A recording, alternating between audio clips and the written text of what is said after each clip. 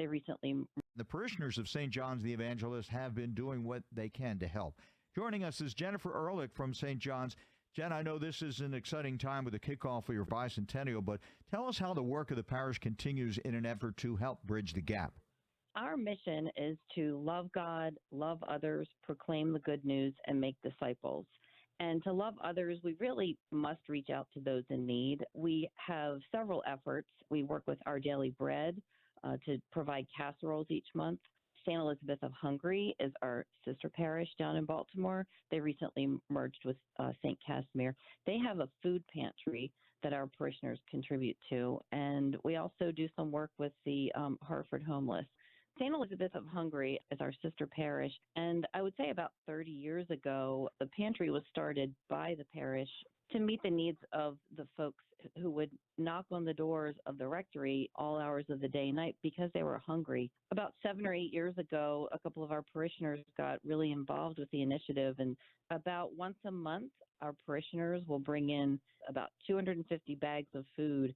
We have a prayer shawl ministry who crochets and knits scarves and hats for the people who use the food pantry in the wintertime. So it's really a collaborative effort between, St. Elizabeth of Hungary and our parish to try to help bridge the gap for these people.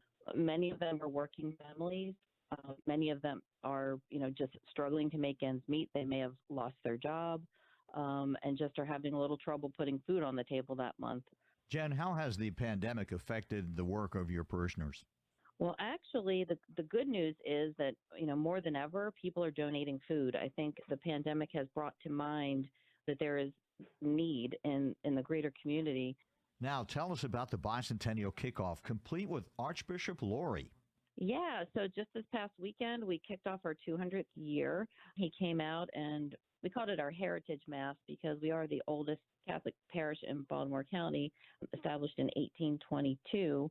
So he blessed our old chapel, which was built in 1855 when our original church had burned, unfortunately. And we had a big ribbon cutting for our parish history exhibit. And you're also publishing a comprehensive history book. What will that trace from 200 years ago? Yes. And it really starts from the early roots of Catholicism in the area, a lot of how the colony of Maryland was started. There's a lot of history where we were not really allowed to have a church to worship in at one point in time in our history. So a lot of the local farms would have masses in their homes. And I know our retired colleague here at WBAL, Nora Kuntz, and her family played a very big part there at St. John. How big of a part has the Kuntz family played?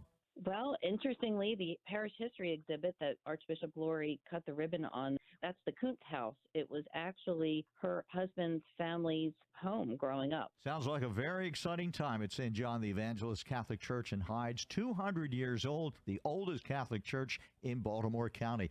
Jennifer Ehrlich, congratulations, and thanks for the update on WBAL News Radio 1090 and FM 101.5.